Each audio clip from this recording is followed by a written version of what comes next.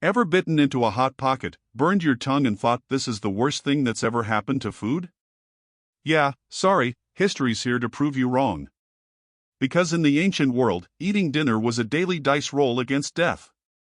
Today, we're ranking the deadliest foods in history. Get ready, these meals ruined empires, ended dynasties, and literally put the die in dieting. If you make it to the end, congratulations, you're officially indigestible. Ready? Don't say we didn't warn you. Number 15, green potatoes, the fun nightshade. You know what's scarier than a bag of potatoes left in the back of the fridge?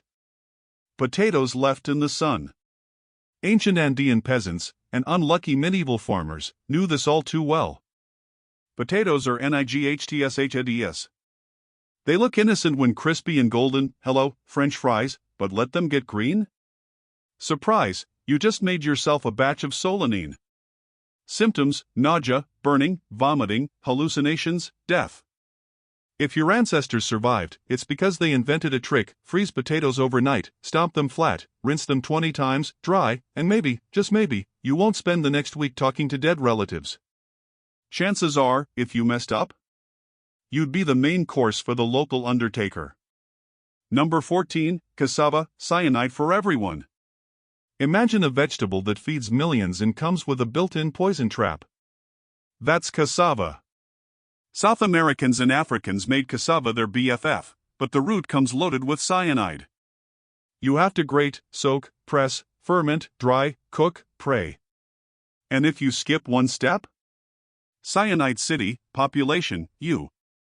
Symptoms: weakness, confusion, convulsions, death.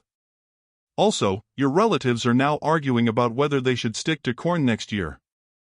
Fun fact: during drought, cassava gets ANGRAER. More poison. That's history's version of DLC, deadly lethal content. Now with extra cyanide. Thanks, ancestor. Number 13, deathcap mushrooms, salad roulette. Bad news for every wannabe ancient forager: half of the mushrooms in your forest are trying to kill you. Romans thought mushrooms were a delicacy, but then ate the death cap. Looks like any other edible mushroom. Taste? Not bad. After effect? Whoops, there goes my liver. Symptoms? First you feel fine. Then, 36 hours later, you look like you just wrestled with a god and lost. Emperor Claudius tried this diet. Result: the throne was available, his wife was single, and Roman cooks updated their resumes in a hurry. Number 12, lead wine, toxic sommeliers wanted. If you think boxed wine is a problem, try Roman wine, sweetened with lead. That's right. The Romans boiled grape juice in lead pots to make it taste richer. Turns out lead messes with your brain, gut, kidneys, nerves, basically your entire let's stay alive system. Symptoms: lethargy, mood swings, infertility, gout, because why not, and, my favorite, sudden, spectacular death. Some historians even blame lead poisoning for the fall of Rome. So if you order just a splash of this ancient blend, congrats, you just invented heavy metal. Number 11, casserole of the damned, ergot rye bread. Medieval peasants loved their rye bread. The fungus called ergot loved it too. If the year was wet, your bread was full of ergot. Effects: burning sensations, hallucinations, muscle spasms, necrosis, and, like every item on this list, death. Whole villages literally lost their minds. Records say, the afflicted dance in the streets. Because apparently nothing says party like slowly dying from your morning toast. And yes, this is the same ergot fungus scientists used to synthesize LSD, centuries later. But back then, you didn't get cool music or a light show, just a lot of pain and a funeral. Number 10, fish soup. Or botulism smoothie? Meet garum, Rome's favorite fish sauce, made by fermenting mountains of anchovies, guts, and salt under the blazing sun. Sounds tasty, right? 2 in 10 chance you got a rotten batch, which means botulism. Neurotoxin city. Symptoms: double vision, slurred speech, paralysis. You can still hear the dinner's conversation, you just can't join it. The best garum was super salty, super safe. The cheap stuff? Tastes funny, feels deadly. Traditional wisdom: if your fish sauce glows in the dark or smells like the plague, maybe skip the hors d'oeuvre. Number 9. Fugu, Samurai Sushi Roulette. Ancient Japan: if you were rich, you tried fugu, the pufferfish. Why? Bragging rights. What could go wrong? Fugu comes with tetrodotoxin, a poison that paralyzes your muscles but leaves you completely aware until you stop breathing. Classy, right? Samurai would eat fugu as a dare. Sometimes, this meant you had an epic final meal. Other times, you just took a nap and never woke up again. Modern chefs train for years. Ancients? Trial and error, mostly error. Number 8. Hemlock, Greek salad with a side of paralysis. Think the ancient Greeks loved only olives and feta? Well, sometimes they sprinkled a little hemlock into their diet. Hemlock looks like parsley, but it'll paralyze you from the toes up. Most famous victim, Socrates. Drank the cup, gave philosophy's first TED Talk on death, and slowly became a statue. Less famous victims, thousands of peasants grabbing the wrong salad on the hillside. Every time you pick wild salad greens, thank your ancestors for not being curious. Number 7. Mad honey, psychedelic trap.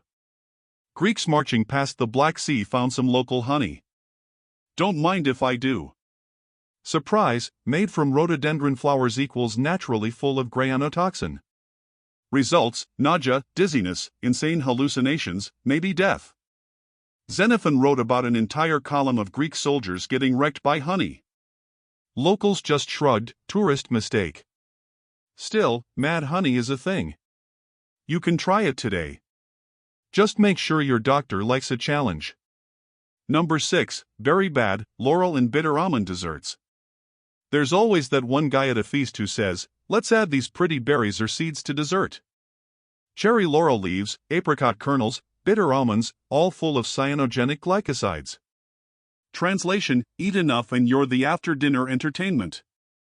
Symptoms: bluish lips, collapse, confusion, and a cameo from death. Ancient cooks loved these exotic flavors.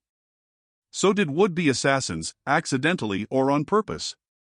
If your cake taster looks nervous, maybe skip dessert. Number 5. Sleepy time, mandrake, nightshade, and friends. Want to impress your guests with something magical? Ancient healers went straight for mandrake root, a plant so toxic people wrote entire myths just to warn others. Mandrake, belladonna, henbane, all loaded with tropane alkaloids. Small doses, you sleep. Medium doses, you talk to your ancestors. Large doses, your ancestors greet you at the door. Stories say the mandrake screams when you pull it. That was probably the last thing you heard before everything went blurry. Number 4. Strychnine nuts, season pain. In India and Southeast Asia, the Strychnus nux vomica tree grows nuts that look harmless. But inside, you get strychnine. That means muscle spasms, lockjaw, body arching in pain. All your muscles fight you at once. Symptoms: you become a board. A very dead board. Ancient poisoners loved this stuff. Royalty hated it, one suspicious nut in a royal dessert, and boom, succession crisis. Bonus points, 0 antidote. Number 3. Palace poison parties, assassination à la carte. Forget Game of Thrones. Almost every ancient court was packed with food assassins, people who slipped arsenic, foxglove, laurel, or that one weird mushroom into your wine, stew, or dessert. Cleopatra? Practiced on prisoners to discover what worked best. Mithridates 6? Microdosed poisons daily to build plot armor. If you messed up the taste test, too bad, now someone else gets your horse in your house. Every fancy banquet came with a side of paranoia. Number 2. The ocean's nastiest gift, ciguatera. You just caught an epic reef fish in the tropics, time to celebrate. Oops, the local elders say don't eat that one. Why? Because certain reef fish carry ciguatoxins, which don't cook out and don't taste any different. Symptoms: burning pains, vomiting, all the fun tropical things, plus your hot drink suddenly feels cold, and cold things feel like fire. Ancient Polynesians learned giant barracudas were bad news. Did you? Number 1, the death sauce, bad garum, bad endings. When in Rome, do as the Romans do, drink garum with everything. But the real gotcha was, not all garum is created equal. The good stuff was so salty, it could mummify a mouse. But the cheap, dirty, or diluted garum. Sometimes, it was loaded with botulism, histamines, parasite eggs, or bacteria science hasn't even named yet. One bad dip in your dinner party becomes a funeral. Poor Romans? They got the leftovers. Bad sauce equals bad night equals bad afterlife. Bonus round, foods that deserve the axe. Let's speedrun some culinary disasters that could have made this list, but didn't want to share the spotlight. Blood sausage *** before refrigeration, it was either delicious or a bacteria bomb. Ancient party, modern ER visit. Opium wine, ancient painkillers double as oops, eternal nap cocktails. One round too many, your history. Mercury health elixirs, medieval doctors said, drink this for immortality. Reality, dies in 2 days, now immortalized as a cautionary tale. Acorns, if you didn't soak and wash acorns 100 times, you got tannin poisoning. Nice knowing you. Raw milk fever, ancient dairy had more bacteria than a Teenage Mutant Ninja Turtles lair. Rotten cheese, casu marzu. Sardinians still eat it today. Yes, it moves. Sometimes you do too right out the door. How ancient people tried to not die. Look, ancient people weren't dumb, just unlucky. Here's how they tried to avoid eating their own obituaries. Tasters * if your job was royal food taster, congrats. Nobody envied you, everyone replaced you. Process rituals * soak, rinse, dry, repeat. Grandma's kitchen, the world's first biochemistry lab. Bad vibes rules * if it smells weird, don't eat it. If a plant looks like a tiny, screaming, angry man, don't eat it. If it comes with a warning from a guy with fewer teeth than average, don't eat it.